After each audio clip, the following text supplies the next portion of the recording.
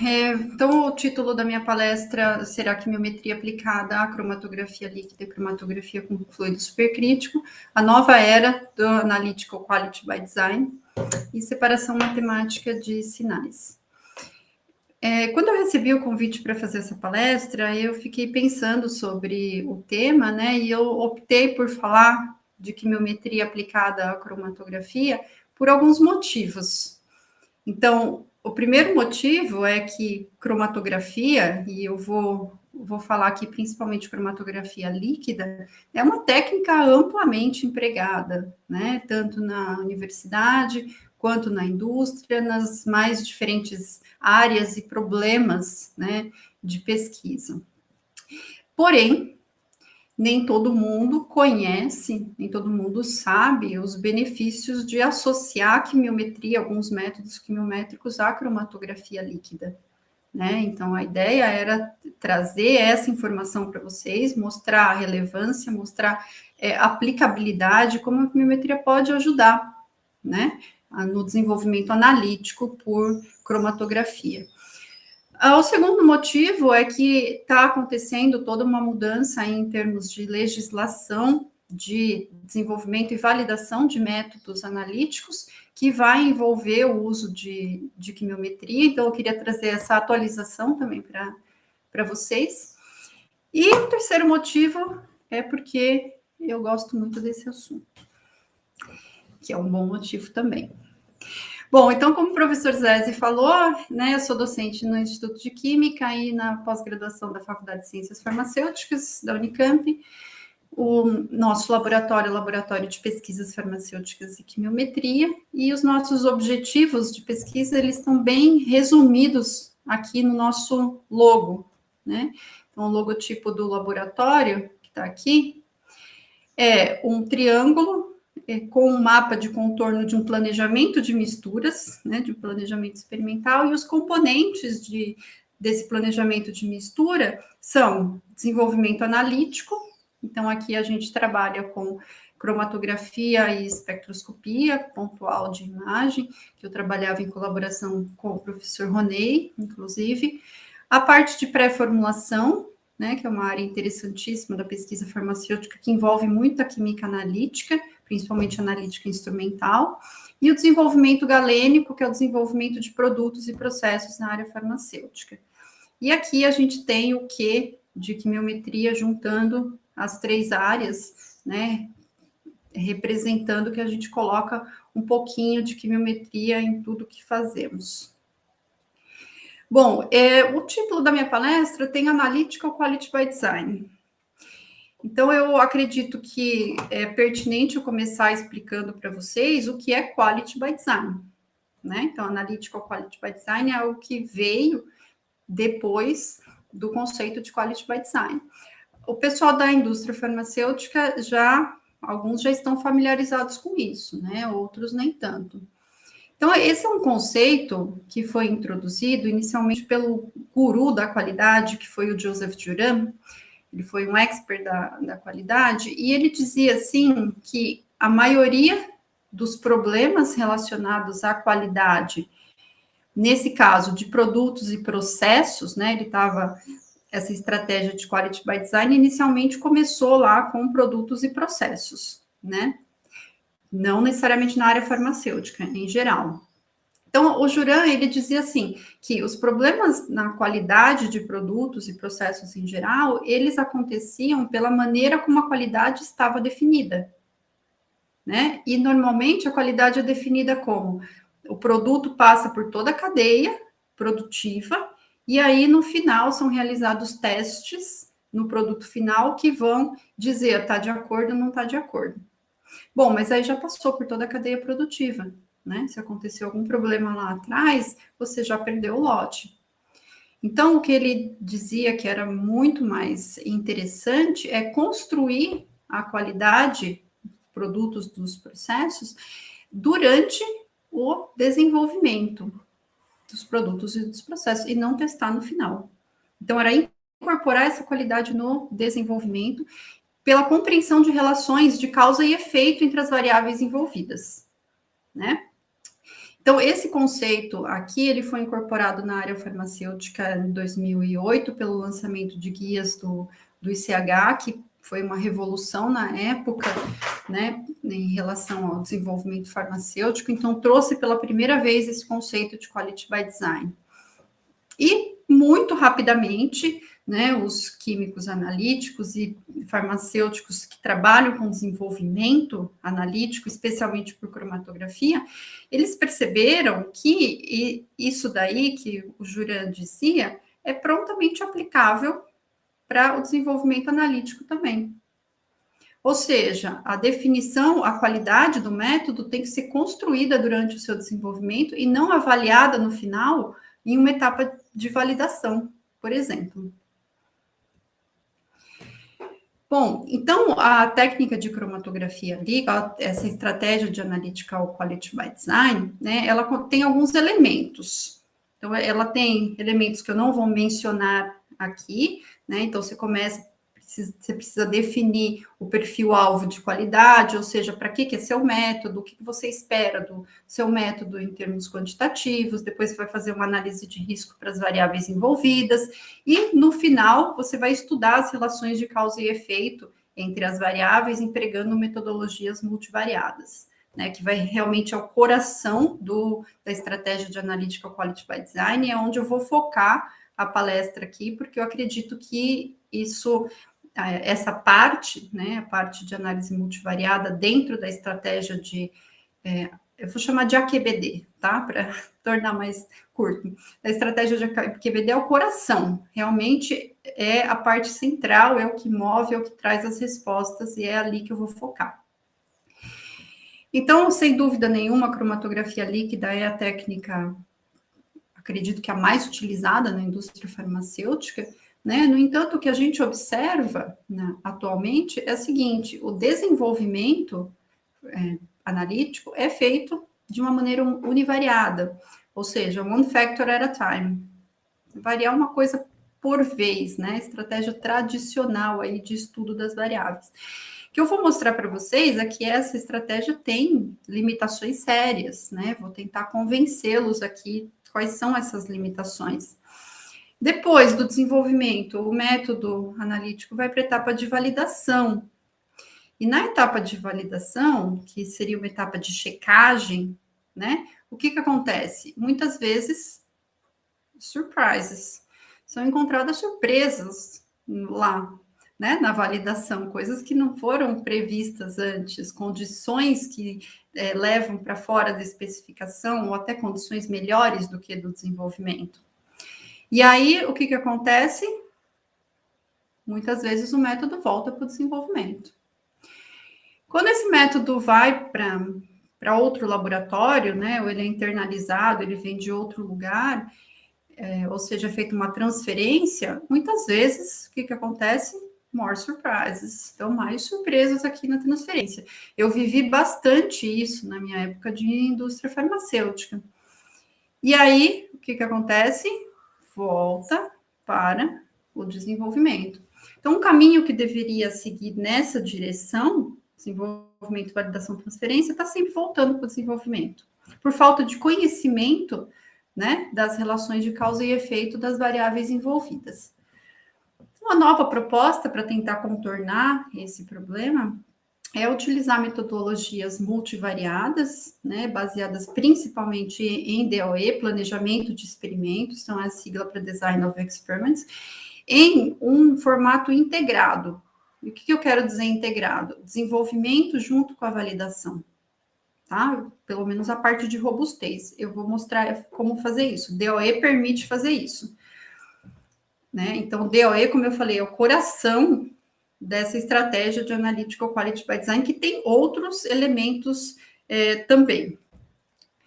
E aqui alguns documentos, né, do FDA, principalmente, disponíveis na internet, onde eles colocam o ponto de vista deles sobre essa estratégia. Bom, então vamos falar um pouco, né, de DOE aplicado ao desenvolvimento analítico. Nesse contexto de Quality by Design, a etapa que precede o DOE é uma etapa de análise de risco. Então, o pesquisador vai colocar as variáveis de entrada, as variáveis de saída do seu método, e ele vai elencar aquelas que são críticas, né, em termos de atributos de qualidade.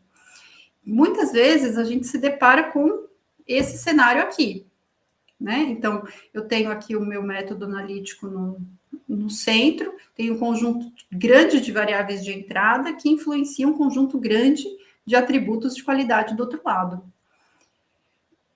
A química da fase estacionária, então stationary phase chemistry, não só a química, mas o tamanho de partícula, o diâmetro da coluna.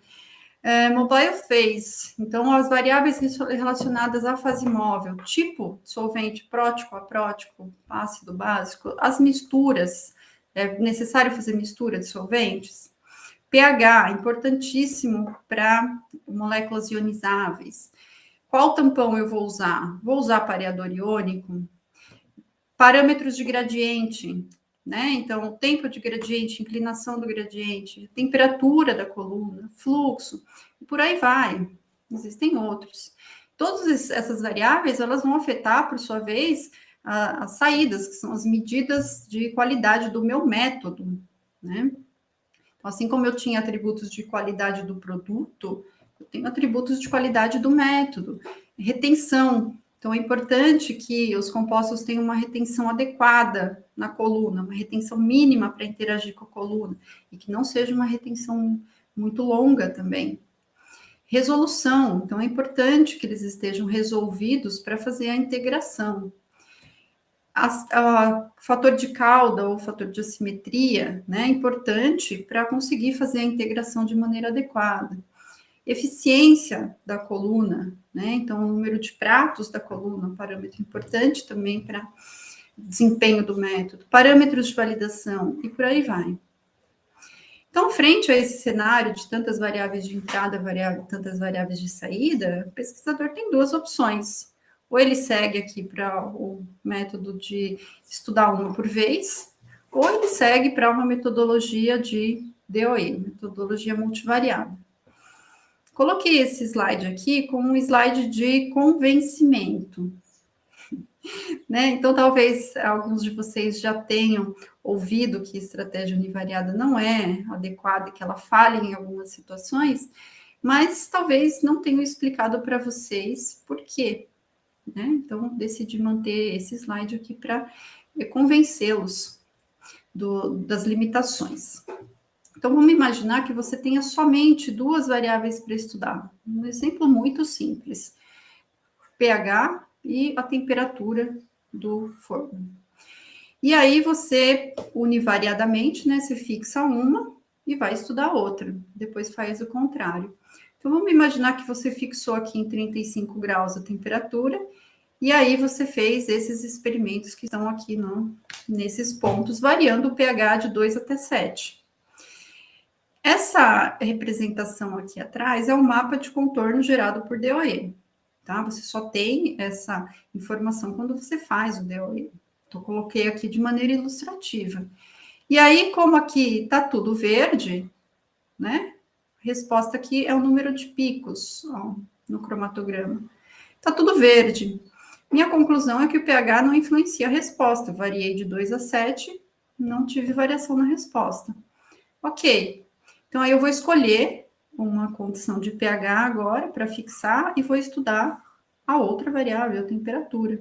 E vou fazer esse conjunto de experimentos aqui. E aí eu vou de uma condição verde para uma condição em azul. Azul são menores respostas, verde são maiores respostas. Então, eu percebo com isso que não é uma boa ideia eu vim para cá, temperaturas maiores, melhor condição é eu trabalhar aqui com temperatura 35 graus, pH 7, né? Com isso, eu seleciono essa condição do método aqui como sendo a melhor condição a utilizar no desenvolvimento cromatográfico, certo? Então, errado. Por quê? Porque a sua melhor condição, ela está, na verdade, aqui, ó. E você não tomou nem conhecimento dessa região em vermelho ao fazer os seus experimentos univariadamente. Isso porque a gente tem, nesse caso, interações entre essas duas variáveis. Então, veja, se eu tivesse começado o meu experimento, ao invés de 35, em 45 graus, a minha conclusão sobre a influência do pH seria completamente outra. Eu estaria indo de uma região vermelha para uma região em azul. E somente nesse caso eu teria conhecimento dessa região aqui. E a minha conclusão seria completamente diferente da conclusão anterior. Ou seja, a influência de uma variável depende do nível da outra, tá? Isso é interação entre as variáveis, é um dos motivos principais da necessidade, né, de usar uma metodologia multivariada para estudar problemas de desenvolvimento analítico. Além disso, a informação está disponível somente nos experimentos que você fez. Então, você só conhece os resultados nos pontos, você não conhece, você não tem esse mapa, né, que você tem com o DOE. E não é possível modelar, né, as variáveis de entrada, as variáveis de saída em função das variáveis de entrada, ou seja, eu não tenho um modelo que me diz como o número de picos no cromatograma varia em função de pH e temperatura, por exemplo, né? Não tenho isso na estratégia univariada. Esse é um exemplo real, tá, pessoal? É um exemplo de uma aluna minha de mestrado.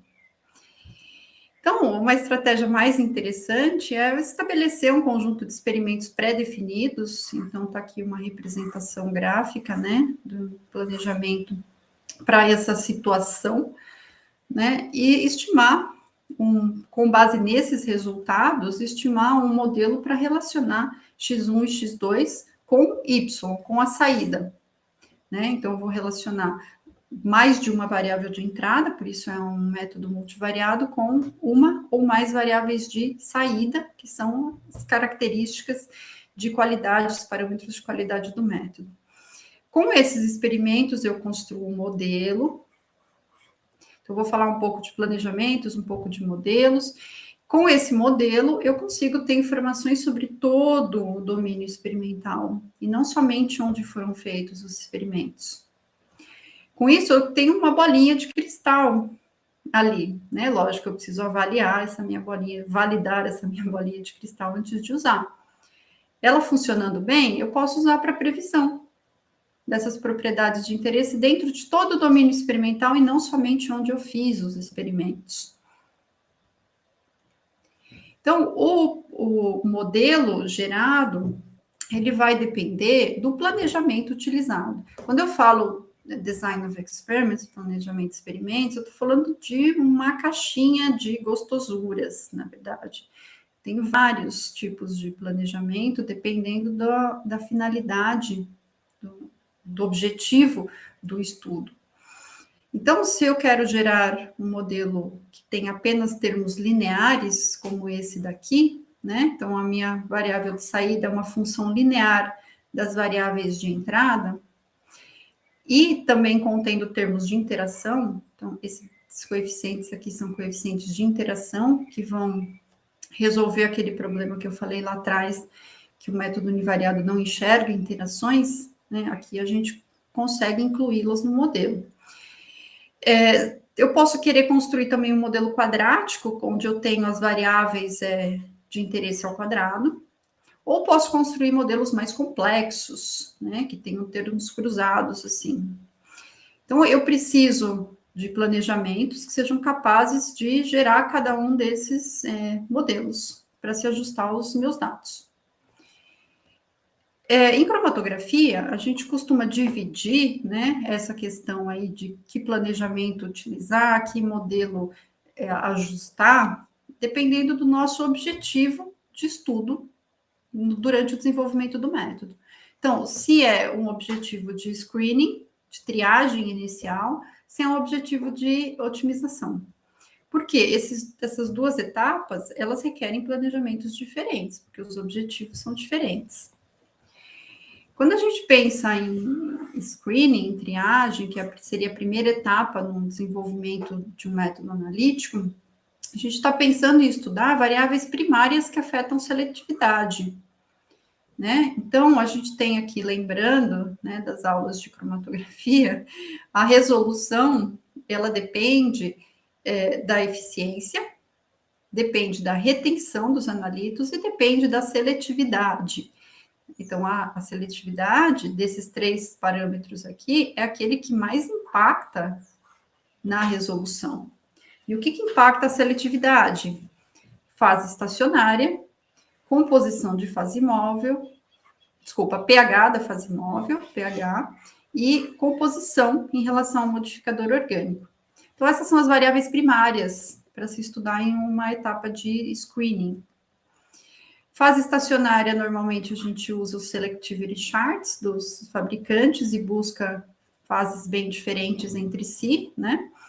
Nessa etapa de screening. Fase móvel, nos guiamos pelo diagrama de Snyder, né? Também bastante conhecido aqui no mundo da cromatografia, selecionando solventes bem diferentes, que seja possível utilizar naquele modo cromatográfico que estou trabalhando.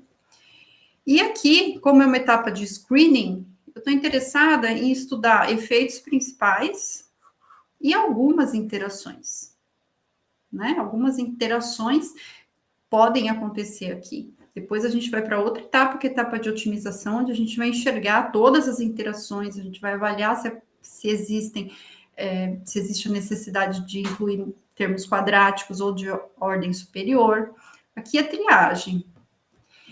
Então, nessa etapa, o que utilizamos como resposta, né? Quais são as variáveis de saída?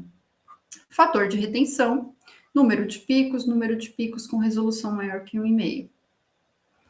Assim, eu esqueci do pH, o pH tá aqui, ó, né? Então, coloquei aqui alguns diagramas de distribuição das espécies, né, em função do pH. É muito importante olhar isso para as espécies que você tá, para os analitos que você está estudando. E voltando aqui às respostas. Então, nessa etapa de screening, como a gente faz uma variação grande, os picos, eles podem se movimentar bastante no cromatograma. Então, fica muito difícil fazer a identificação. Por isso, utilizamos essas trend responses, respostas de tendência, que vão nos dizer para onde seguir, qual fase estacionária, qual composição de fase móvel, qual faixa de pH. Então, para essa etapa de screening, é possível utilizar alguns planejamentos, né? Então, talvez o representante mais conhecido dessa caixinha aí de gostosuras, que é o de DOE, seja o planejamento fatorial completo.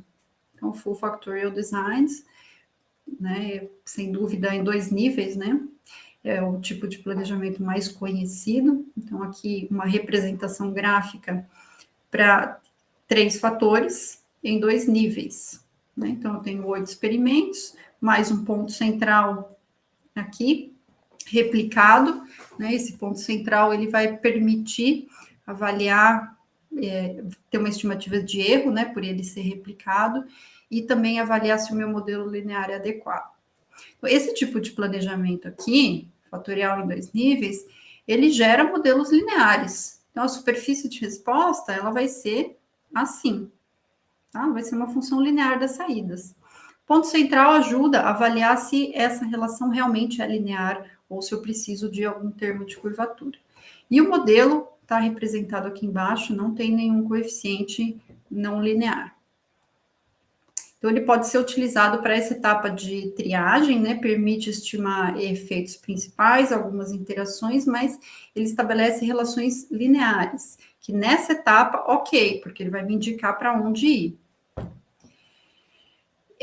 Porém, o número de experimentos pode ser muito alto, dependendo de quantos fatores você está estudando aqui, né? Então, para isso, existem opções mais econômicas, que são os planejamentos fracionários, que são fatoriais incompletos, né? Então, não são realizados todos os experimentos, é realizado um subconjunto de experimentos, que permite estimar efeitos principais e algumas interações, dependendo da resolução do planejamento fracionário. Tá? Então, assim, infelizmente não temos tempo aqui para eu explicar para vocês o que é a resolução de um fracionário, né?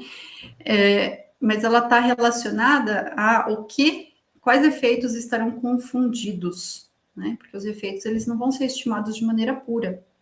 eles vão estar confundidos, porque você não fez todos os experimentos, você fez um subconjunto, né? Então, algo se perde.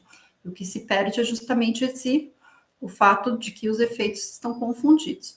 Porém, às vezes, essa perda não é tão significativa, não é importante. Então, planejamentos de resolução 5, eles permitem uma economia no número de experimentos e permite estimar os coeficientes lineares, os coeficientes de interação binária, que são os mais importantes, de uma maneira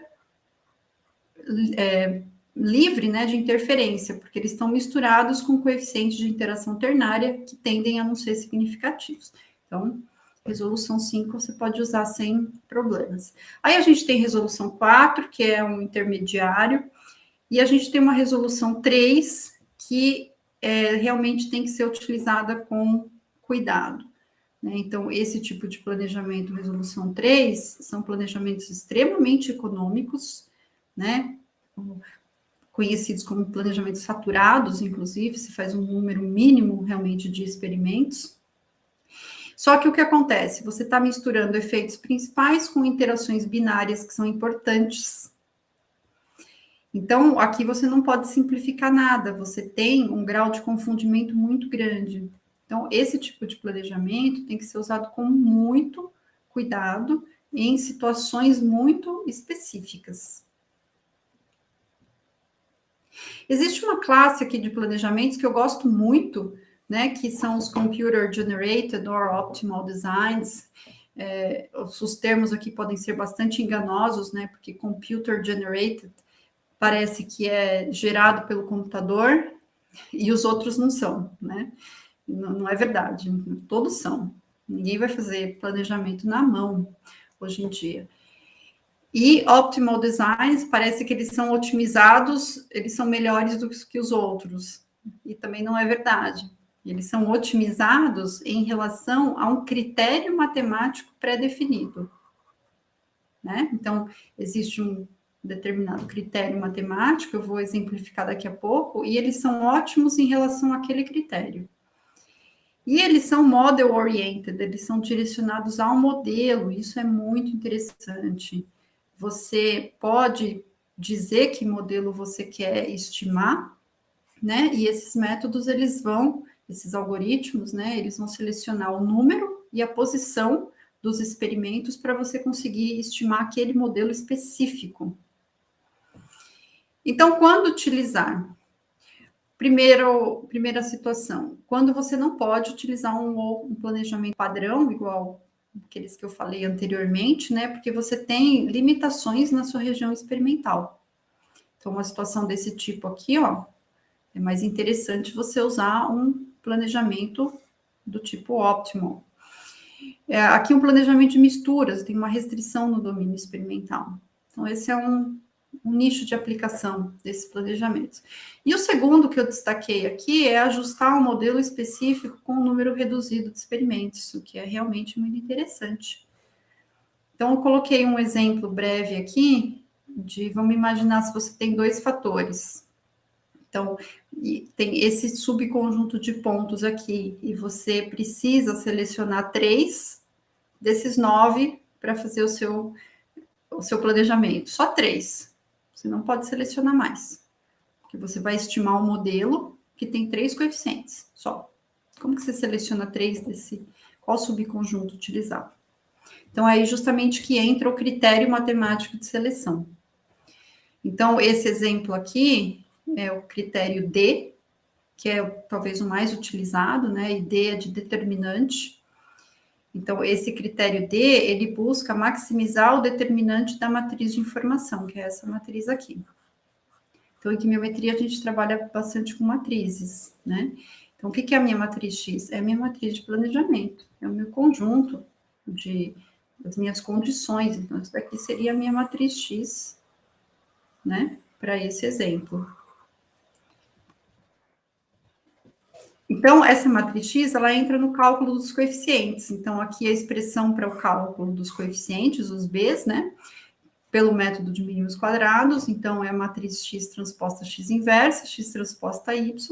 Isso quer dizer o quê? Que a posição dos pontos que eu selecionar, ou seja, como eu vou compor a minha matriz X, vai influenciar o cálculo dos coeficientes. Então, é realmente muito importante a posição dos pontos no planejamento. Então, por isso existem critérios matemáticos para isso. Então, de acordo com esse critério D, que é de maximizar a matriz de informação, essa posição aqui, ó, esses 3 pontos, é a pior condição. O determinante é 0. E realmente a pior condição, porque tem uma correlação muito grande entre os experimentos, isso é muito ruim em planejamento experimental. Aqui o determinante é 4, aqui o determinante é 9, aqui o determinante é 16. Então, o algoritmo ele vai selecionar essa condição aqui, porque ela maximiza o determinante dessa matriz. Então, esse é o princípio de um planejamento otimizado de acordo com o critério D. E aí existem muitos outros. Existe o critério A, critério G, critério I, e assim por diante. E eu falei que ele é muito interessante também em relação ao número de experimentos a fazer, né? Então, em relação à posição dos experimentos na matriz e em relação ao número.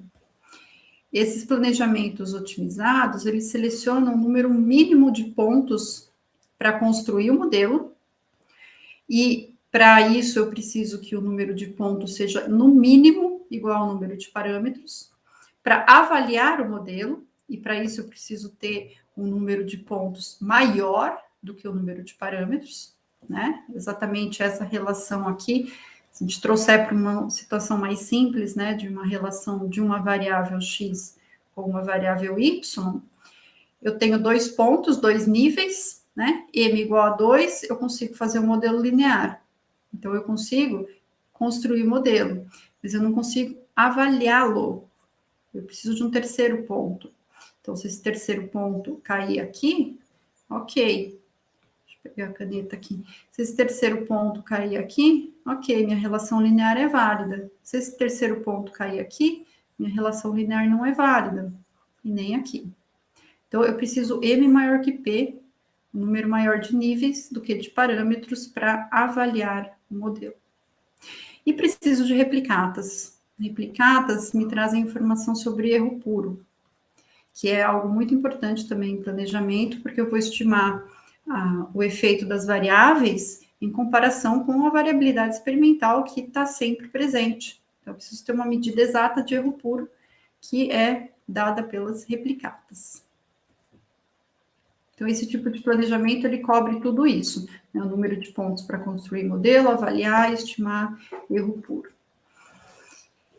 Então, isso para a etapa de screening, né? A gente pode trabalhar com essas opções. E para a etapa de otimização? Então, nessa etapa, eu já vim, né, com fase estacionária selecionada, ou seja, qual coluna eu vou usar, modificador orgânico, se ele é prótico, se ele é aprótico. Já vim com a faixa de pH que eu vou estudar, e agora eu vou olhar para as outras variáveis.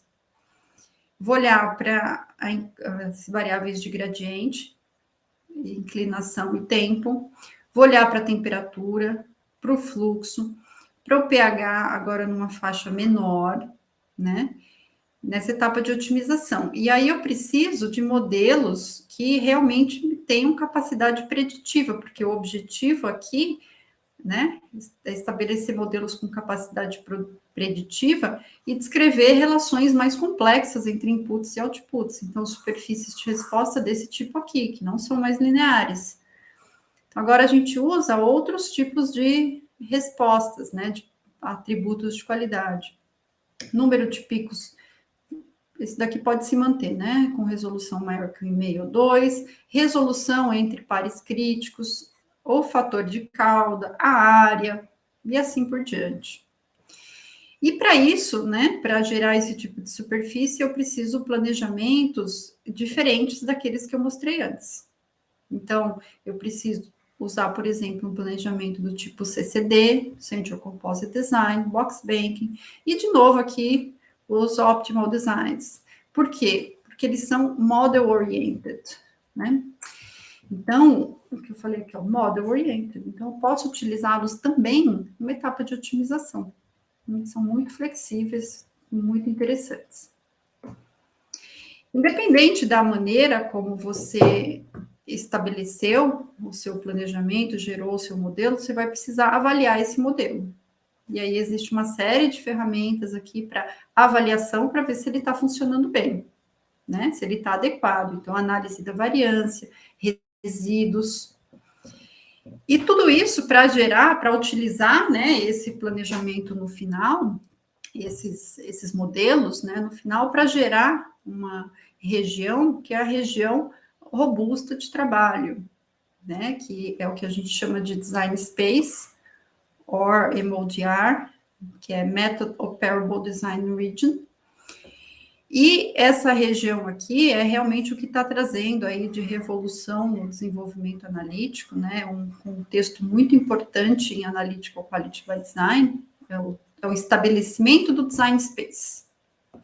Vou chamar de Design Space, mas é possível chamar de MODR também, tá? Mesma coisa.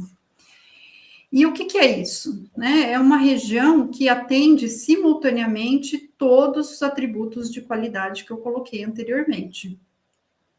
Então, eu coloquei aqui para modelar número de picos com resolução maior que 1,5.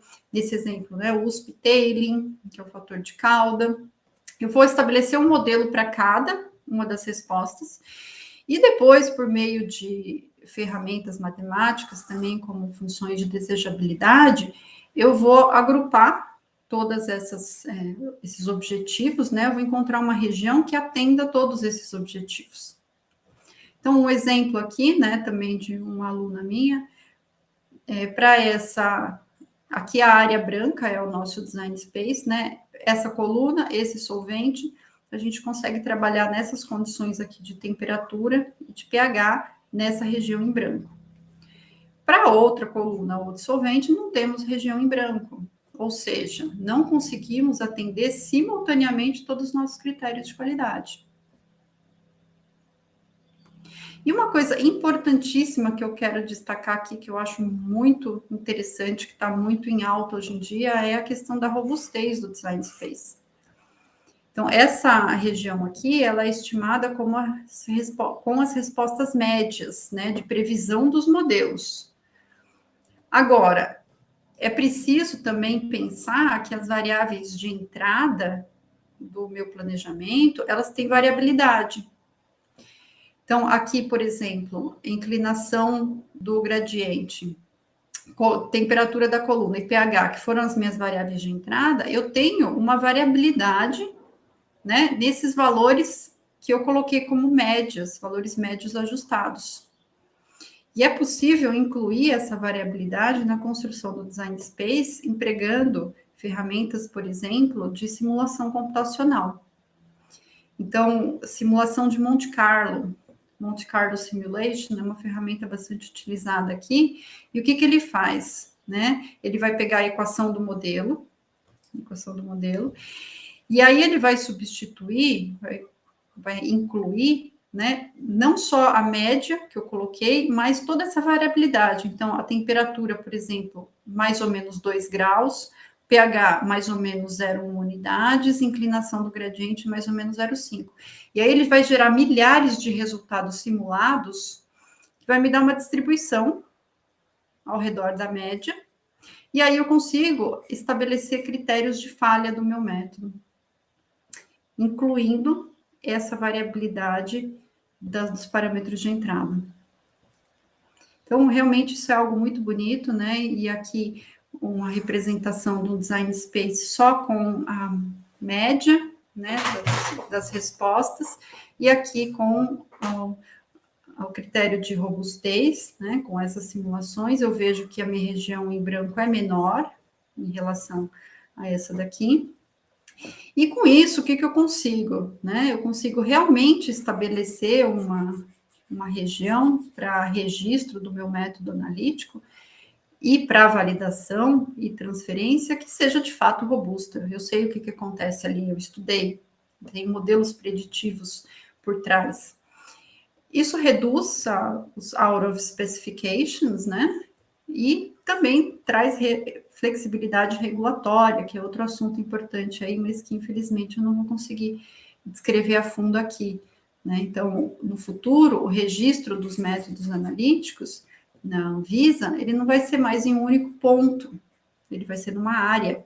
Então, é isso que a gente chama de flexibilidade regulatória, né? Possível modificar as condições. Coloquei aqui uma linha do tempo breve sobre os últimos acontecimentos em relação à introdução desses conceitos na parte de legislação. Então, eu deixo aqui o editorial, né, para quem tiver interesse, lá tem todas as referências, mas eu vou dar um spoiler aqui, né, que algumas mudanças regulatórias estão por vir. Tá? Então, a farmacopeia americana está trabalhando no capítulo geral, o ICH está trabalhando na revisão do capítulo do guia de validação, incluindo esses conceitos de design space, né, e região robusta de trabalho. Bom, eu gostaria de ter colocado aqui também para falar um pouco para vocês sobre uma outra técnica analítica, que é a cromatografia com fluido supercrítico, que quem não está trabalhando diretamente na área, talvez não tenha conhecimento, né, dessa técnica que voltou aí o cenário analítico com força total. Então, a gente está trabalhando bastante com essa técnica, ela tem se mostrado muito interessante por vários motivos. E a fase móvel é o fluido supercrítico, né, que tem uma viscosidade menor do que um líquido e uma maior difusibilidade. Isso permite análises mais rápidas, porque aumenta a transferência de massa, e também é um solvente muito bom quando comparado com o gás. Então, por isso, a técnica tem sido chamada como de cromatografia de convergência entre a cromatografia líquida e a cromatografia gasosa. Ela voltou ao cenário, né, aos holofotes aí pelo lançamento de equipamentos mais modernos que resolveram problemas da antiga SFC, né? Então, problemas de repetibilidade, robustez, detectabilidade foram resolvidos pela introdução de um controlador de processo de pressão mais eficiente. A possibilidade de misturar solventes ao CO2 também foi uma das razões aí do renascimento da técnica. E com isso, simultaneamente, né, a isso, várias fases estacionárias foram lançadas no mercado e que podem ser utilizadas nessa técnica, tanto fases que são utilizadas normalmente em fase normal, então normal phase chromatography, quanto fases, colunas que podem ser utilizadas em fase reversa. Isso faz com que você possa ser muito criativo no desenvolvimento analítico para essa técnica. Realmente eu estou encantada. E, logicamente, aqui colocamos DOE em tudo. Trabalhamos também na etapa de screening, na etapa de otimização, as variáveis são um pouco diferentes, né? E sempre verificamos, sempre não, mas na maioria das vezes, verificamos aqui interações entre as variáveis, né? Então, essas arestas da superfície não são paralelas. Isso mostra interação entre as variáveis. Então, as interações são sempre presentes. E a gente só consegue entendê-las, identificá-las por meio de planejamento de experimentos. Então, quando eu comecei a trabalhar com essa técnica, né, para entender a potencialidade, incluí analíticos de com diferentes características. Então, compostos neutros apolares, compostos básicos apolares, compostos ácidos apolares, e uma mistura aí uma mistura bastante desafiadora, né, que foram as vitaminas solúveis em água e solúveis em lipídios, então water soluble e fat soluble, para ver se a gente conseguia fazer um método único, né, porque normalmente as vitaminas fat soluble, elas são analisadas por cromatografia de fase normal e o water soluble por fase reversa. E a gente conseguiu resultados realmente muito interessantes, mostrando que é uma técnica de convergência. E aqui eu só trouxe um gráfico para mostrar como é importante também trabalhar com DOE nessa técnica, né? Então, um exemplo aqui dos carotenoides, né? Compostos bastante apolares. Aqui os coeficientes de um modelo. Então, a gente tem a concentração de etanol. É possível trabalhar com etanol, né, nessa técnica, que é muito interessante. Então, tem uma influência grande na retenção, a gente está olhando a retenção. Aqui a temperatura, então eu destaco aqui, olha que interessante, a temperatura para alguns compostos, então, beta-caroteno e licopeno, ela tem um coeficiente negativo. Para outros compostos, ela tem um coeficiente positivo. Ou seja, aumenta a retenção de alguns compostos, diminui a retenção de outros compostos. Se você não tem um modelo para descrever essa flutuação, é praticamente impossível você encontrar uma condição, né, de uma maneira univariada. Você vai ficar bem confuso em relação à influência dessa variável na retenção. A pressão diminui também a retenção. E aqui uma série de coeficientes de interação. Então, a concentração de etanol vezes a temperatura, a concentração de etanol vezes a pressão, coeficientes quadráticos também nesse caso foram necessários. Então, diferentes, várias interações e vários coeficientes quadráticos para modelar a retenção. E aí a gente consegue também estabelecer, né, a região, que é o design space, né, robusta de trabalho. Aqui empregamos outro software, não é o mesmo daquele anteriormente, então a nossa região robusta de trabalho é em amarelo agora. Então, aqui todos os critérios de retenção e separação dos pares críticos é atingida. Aqui eu tenho uma região de incerteza, essa região em amarelo mais claro, e essa região em cinza, a região que eu não devo trabalhar. Logicamente, eu consigo ver aqui que isso depende também da temperatura, né? Aqui eu tenho o gráfico de quantidade de etanol versus pressão, e eu vejo que eu posso trabalhar nessa faixa aqui, a 50 graus. Quando eu mudo a temperatura, isso muda. Então, existe uma temperatura mínima, a partir da qual eu consigo ter essa região em amarelo. Aqui um caso para os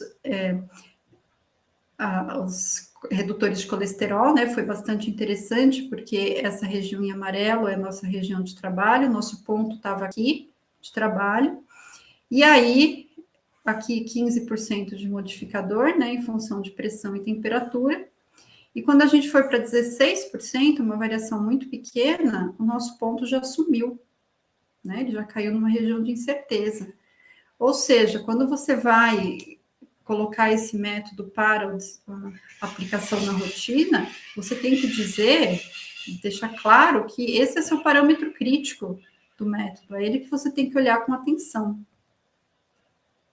E para finalizar essa parte aqui, eu trouxe um artigo aqui recente, né, de 2018, muito, muito bonito, por vários motivos, né, que foi o primeiro estudo interlaboratorial empregando essa técnica de cromatografia com fluido supercrítico para determinação de impurezas farmacêuticas, em um produto farmacêutico.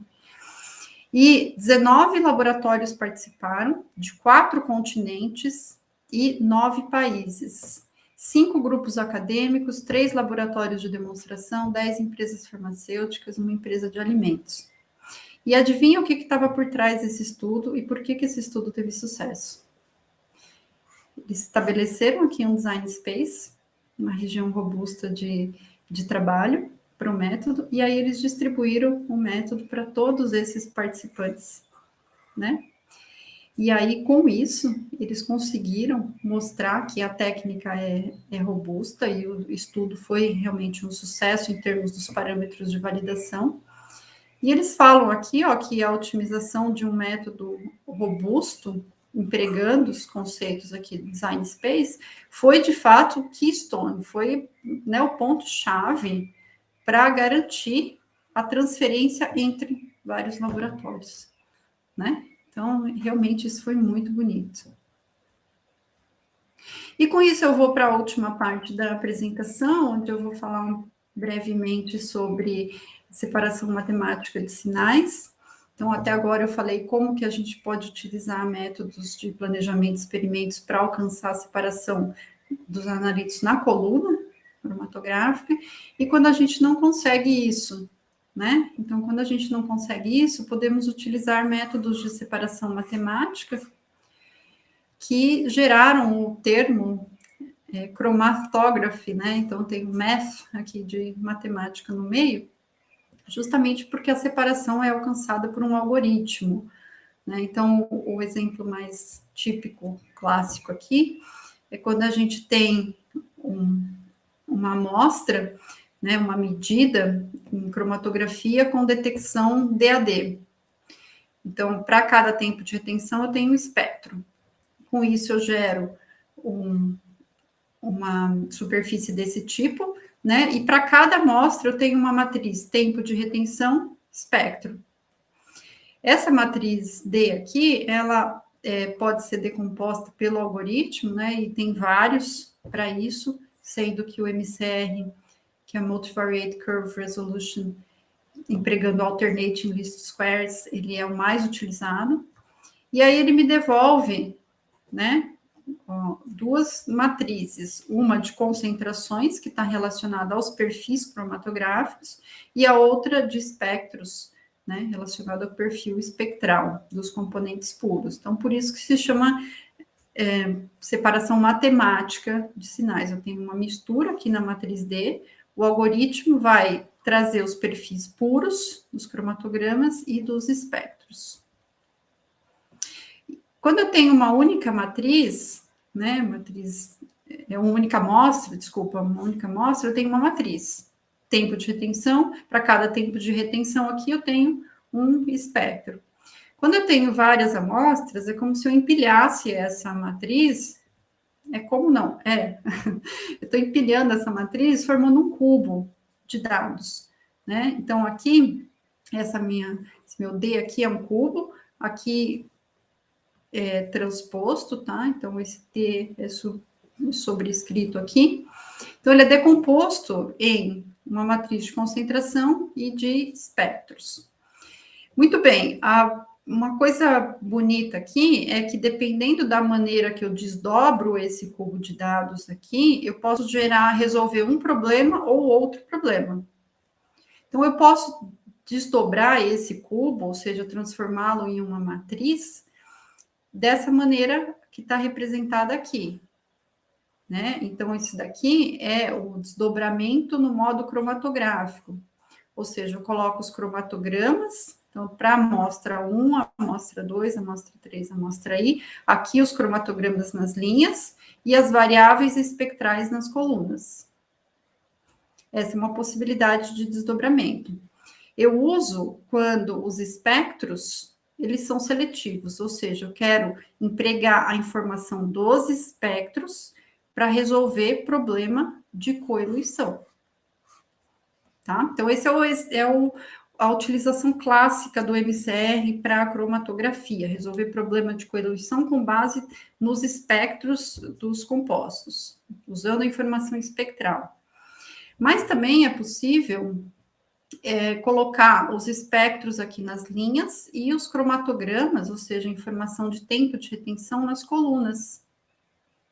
Né? Outro tipo de desdobramento, o desdobramento espectral, e eu vou resolver outro problema com isso. Né? Esse desdobramento ele é utilizado quando os espectros não são seletivos. Ou seja, em quimiometria a gente chama isso de deficiência de posto. Rank deficiency. Então, deficiência de posto tem espectros iguais. Eu preciso usar a informação do tempo de retenção para resolver essa equação aqui, ó. Então, aqui é transposta. Para resolver essa equação. Então, e fazer a separação matemática de sinais. Então, vou usar a informação do modo cromatográfico. E aí, eu trouxe aqui um exemplo, né, um trabalho muito bonito que a gente usou os dois tipos de desdobramento. Então, esse daqui é o professor Licarion, José Licarion Neto, ele era professor da UFPE e agora ele está na UERJ, ele passou um tempo no nosso laboratório, foi um período muito produtivo, né? Ele trabalha muito com essa parte de resolução de sinais, ele é um expert na área, e a gente fez uns trabalhos muito interessantes aplicados à cromatografia. E esse daqui é o Igor, o meu aluno de doutorado, né, bastante ativo em todas as atividades do laboratório, participou desse trabalho também. Então, a gente tinha vários redutores de colesterol, né, várias moléculas, e aqui, lovastatina e simvastatina, moléculas muito semelhantes, a única diferença entre elas era um agrupamento CH3. Só isso. Espectros idênticos. O máximo de diferença de retenção que a gente conseguiu foi isso daqui, ó. Com muito custo em uma coluna, em uma dada condição de pressão, temperatura, né? Então, aqui é SFC, a gente conseguiu essa separação. E aí, como prova do conceito, né, decidimos fazer o desdobramento nesse modo aqui, de colocar os cromatogramas nas colunas e os espectros nas linhas. Os espectros não traziam informação, a informação viria do modo cromatográfico, para fazer a separação matemática de sinais nas matrizes C e S. E outra parte do cromatograma, mesmo cromatograma, aqui a gente tinha outro problema a resolver, que é um problema de coeluição, que eram outras moléculas aqui que tinham espectros diferentes. Então, a gente fez o desdobramento no modo cromatográfico, porque gostaríamos de resolver o problema de coeluição utilizando as informações dos espectros. E os resultados foram realmente muito promissores, né? Conseguimos mostrar aqui o que gostaríamos e a potencialidade também da técnica. Então, a separação dos dois compostos com espectros iguais, a quantificação, né, empregando o sinal calculado pelo algoritmo, tanto para o desdobramento espectral, então esse primeiro caso aqui, quanto para o desdobramento cromatográfico, esse caso aqui. Então, a nossa curva agora, né, não é mais aqui a área, mas os scores, né, que são os sinais recuperados pelo MCR. Por isso, é separação matemática de sinais. Eu deixo aqui um exemplo mais complicado, né, que a gente publicou no ano passado, que foi um exemplo onde a gente tem simultaneamente problema de mesmo tempo de retenção e espectros idênticos. Então, é uma situação bastante encontrada na indústria farmacêutica para produtos de degradação, que são moléculas parecidas com o ativo, então elas têm o mesmo tempo de retenção, muito próximo, e tem espectros muito parecidos. E aí, como é que você vai fazer a resolução de curvas nesse caso? Que informação você vai usar? Né? Então, foi um trabalho aqui também com o Licarion, e foi muito, muito desafiador, e a gente utilizou a informação da cinética de degradação dos compostos como um modo informativo para fazer a resolução matemática de sinais. Deixo para leitura. E para finalizar aqui, uma adição de padrão de segunda ordem, também o professor Licarion, o professor Douglas Rutledge, né, do AgroParritec, participou aqui, foi o trabalho da Luciana, sobre os carotenoides, né? Então, para mostrar para vocês a importância dessa ferramenta, quando você tem amostras muito complexas que você não consegue isolar os compostos a partir daquelas amostras. Então, aqui exemplos dos carotenoides, né? Os carotenoides isoladamente, eles têm uma separação ótima no cromatograma, né? Agora, quando eles estão na matriz, a situação é essa. Então, é muitos interferentes e é muito difícil retirar esses interferentes dessa matriz. Né? Então, a gente precisa empregar uma metodologia para quantificar esses carotenoides na presença desses interferentes. Ou seja, separação matemática de sinais. E aí foi feita uma adição de padrão de segunda ordem, adição de padrão dos padrões na amostra de óleo de palmo. E aí aqui a gente tem, por exemplo, beta-caroteno, ó, veja, é uma adição de padrão, claramente. Só que aqui, ao invés de área, né, de sinal, eu tenho score, que é o sinal recuperado, em função da concentração. E aí eu consigo calcular quanto que eu tenho na amostra. Tá? Então, é uma analogia com a adição de padrão de primeira ordem, só que nesse caso, o sinal vem de uma separação matemática. Aqui o artigo de revisão que eu falei do BRJAC sobre esse assunto, para quem se interessar, né? Tem também um livro aqui, Quimiometria em Cromatografia. E isso me leva para as conclusões aqui da palestra de hoje.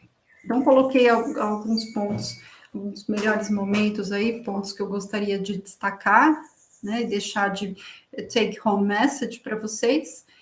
Então, DOE em cromatografia. Sistematiza o seu método, seu modo de trabalhar, o que por si só já é excelente, né? Então, um método sistemático para trabalhar.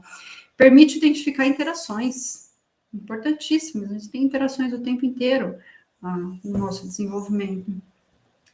Relações, permite entender as relações de causa e efeito entre as variáveis de entrada e variáveis de saída, pela modelagem dos parâmetros cromatográficos, né, em função das variáveis de entrada.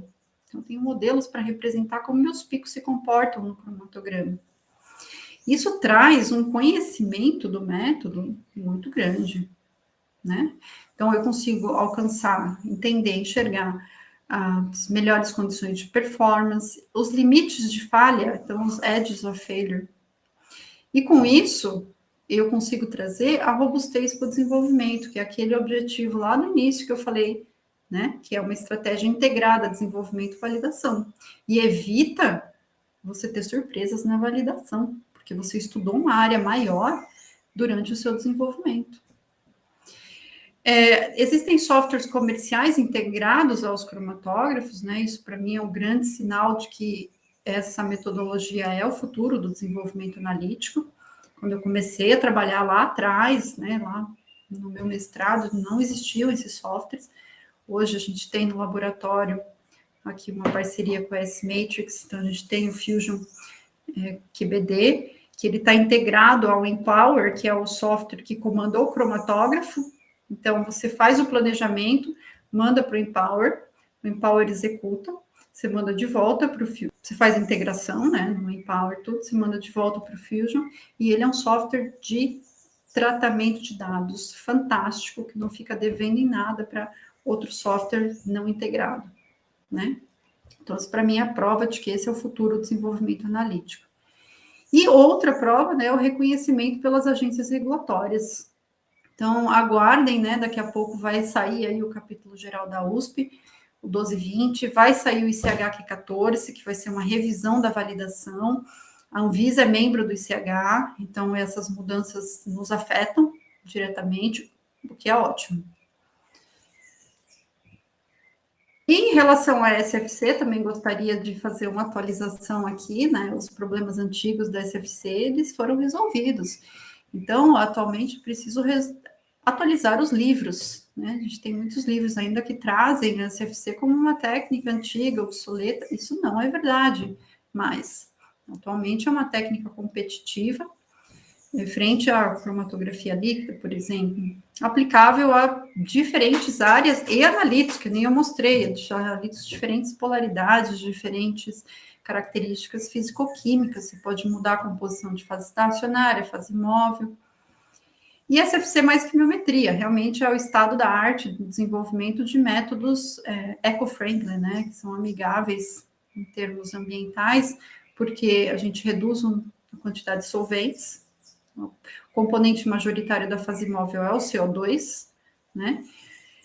A gente consegue modular a quantidade de solvente orgânico, consegue usar solventes como etanol, por exemplo, que são menos tóxicos, construir métodos mais rápidos e associação com métodos quimiométricos, por exemplo, traz conhecimento científico aí que permitiu aquele estudo interlaboratorial, por exemplo.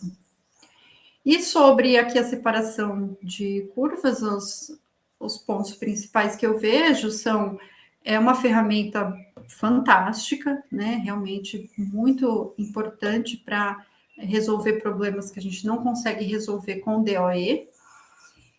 E atualmente ela em termos industriais, né? Ela é conhecida para fazer análise de pureza de picos, num procedimento chamado deconvolução.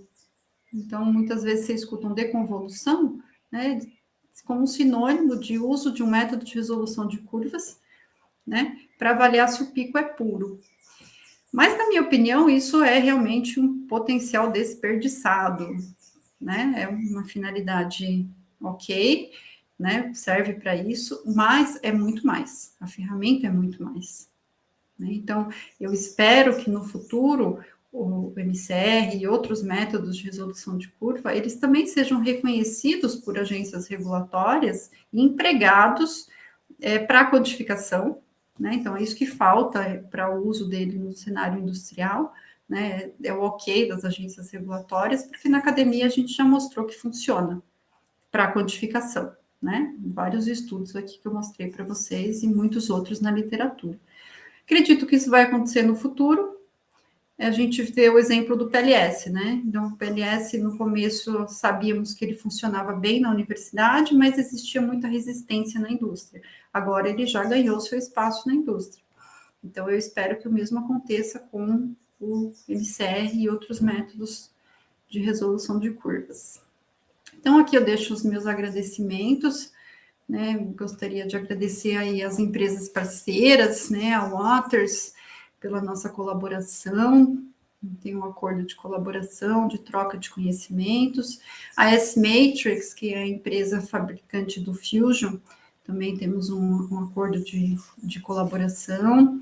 A UNCT Bioanalítica, a FAPESP, pelos financiamentos.